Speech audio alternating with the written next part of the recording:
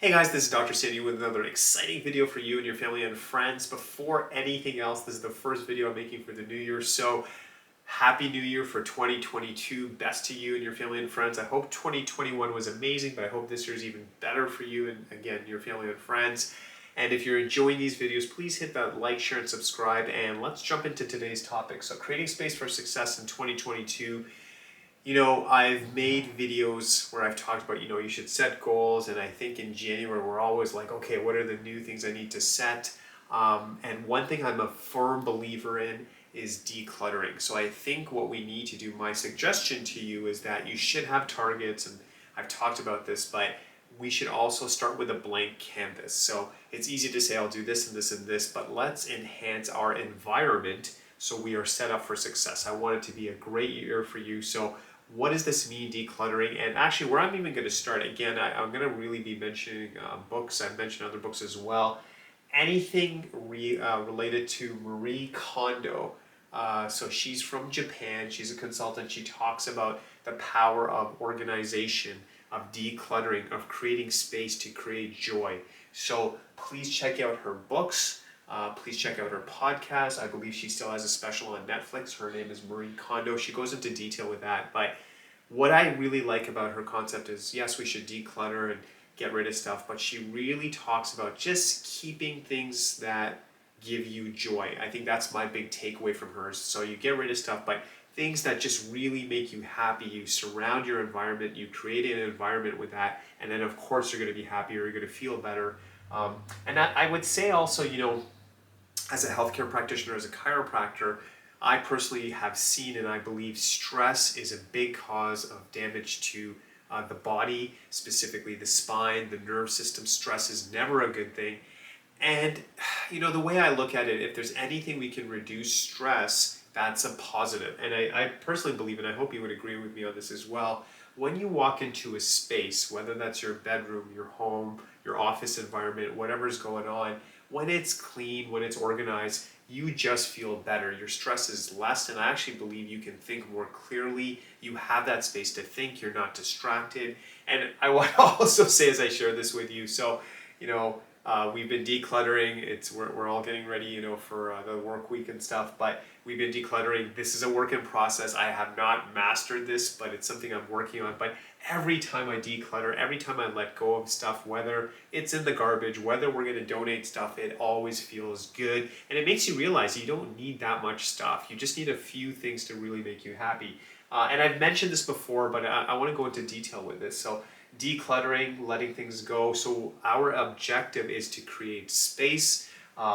We want to have an environment that is conducive for success. You'll be more happy. You're going to feel more peaceful. The stress is going to be less, which is always a good thing.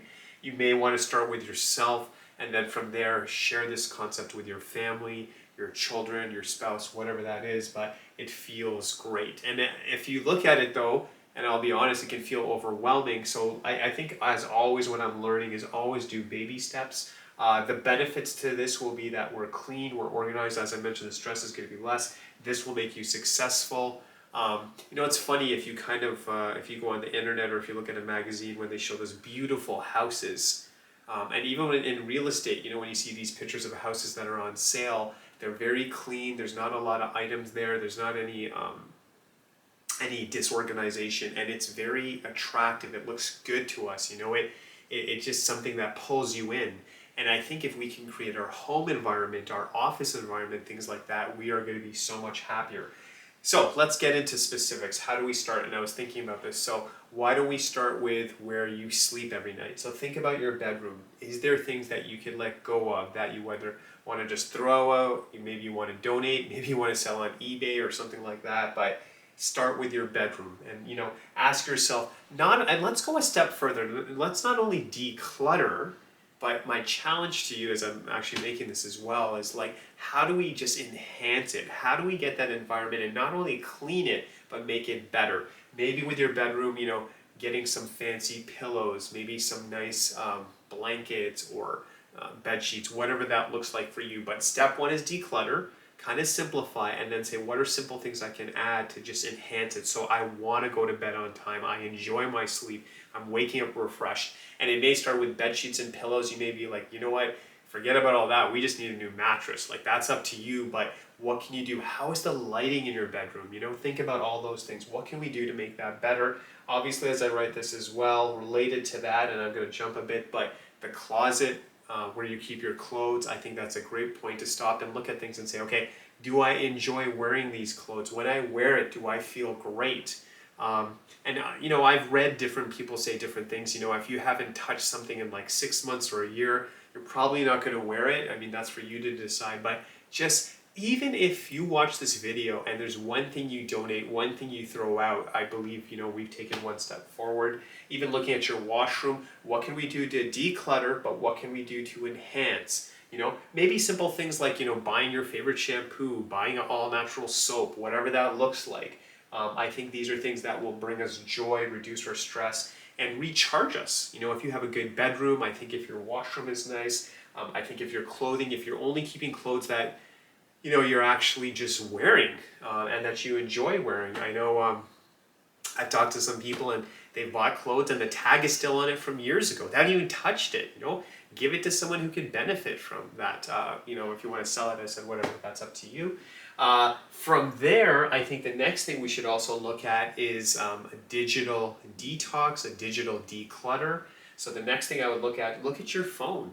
You know, do you have a ton of apps you're not even using? I mean, I am so guilty of this. I have a ton of stuff on my phone. I have these web pages in there, and I'm gonna really try to simplify it so that my home page, that main thing, is like the main things I'm using, and just, you know, kind of simplify things. What about your desktop, your laptop that you're using all the time? Is there stuff you can just get rid of? There's just old files.